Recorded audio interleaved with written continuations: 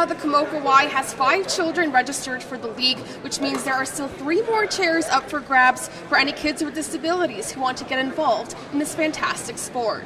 Sara Meshmesh, CTV News. This is Jennifer Brocksterman, a 34-year-old dietitian, nutritionist, and CrossFitter. It's hard to believe this was Jen just 3 months ago. Being told those words, "you have cancer," is the most devastating thing. She needed to learn to walk again after complications from surgery to fight 2 types of rare ovarian cancer. With the high grade, there's a 9% chance I'll be alive 5 years from now. Not very good. With the low grade, it's about 38%. The former university rower now owns a CrossFit gym with her husband Dave in East London. We just kind of work through day by day and kind of set like daily goals, not like a month or a week or anything further than just like, here's what to do today. She has opted not to do chemotherapy. After extensive studying, she's found her type of low-grade cancer doesn't respond to the treatment. She's relying on nutrition, an active lifestyle, and support.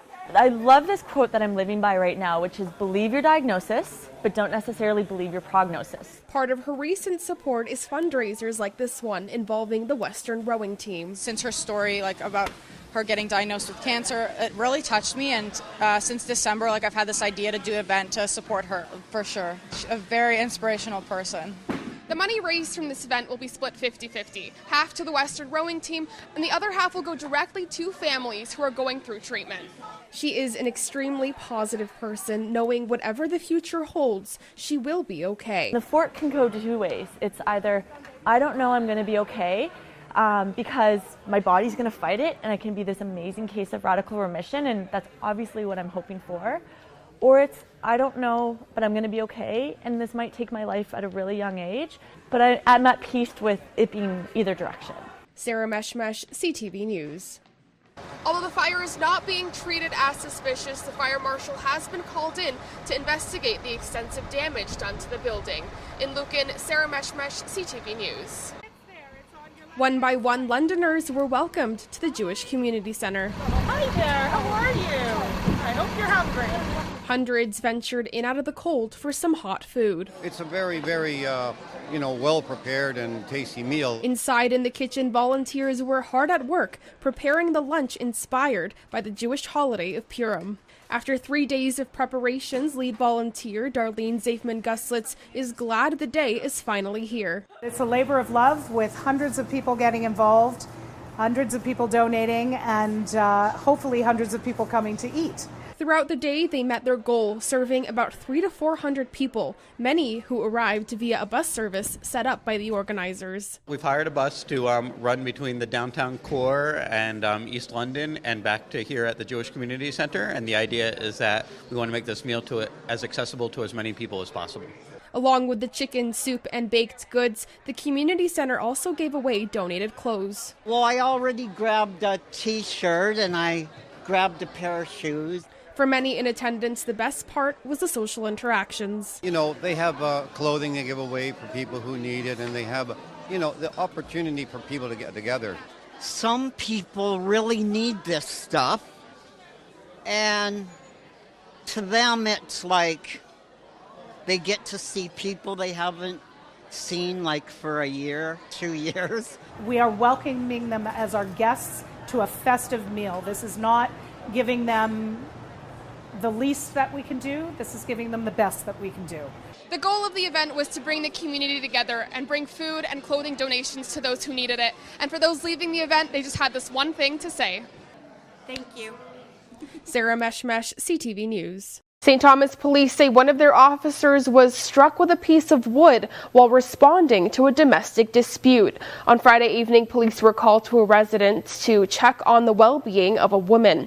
When the officers entered the home, one of them was struck by the man there. The officer was not injured. A 47-year-old St. Thomas man was arrested and charged with assault with a weapon, breach of an undertaking, and breach of probation. The man was to appear in court today.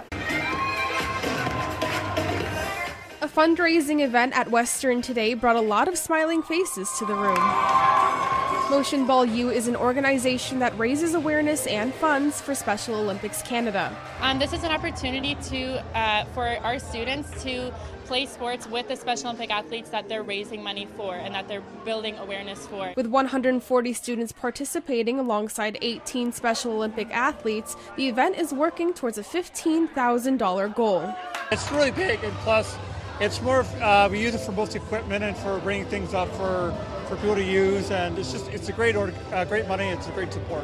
75% of the funds raised goes directly to the local level of Special Olympics, while 25% goes to the national level. Not only does Motion Ball U raise money for Special Olympics, but it also helps to raise awareness using the No Good Way campaign to eliminate the use of the R word. So the R word is very, a lot of our Special Olympic athletes, they find it very degrading, and we don't want to promote that kind of environment around our Special Olympic athletes. So we try and take everyone to our No Good Way station to take the pledge to eliminate that word from their vocabulary.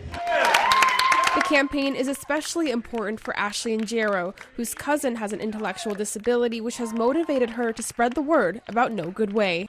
I'd like everyone to know about the No Good Way campaign to eliminate the use of the R word in everyday conversation, because it does hurt these athletes and with intellectual disabilities when they hear them. By the end of the event, the teams had raised $16,000 for Special Olympics. Not only was the money and awareness important to the organizers, but it was a great social event as well. I like to have fun. Sara Meshmesh, CTV News.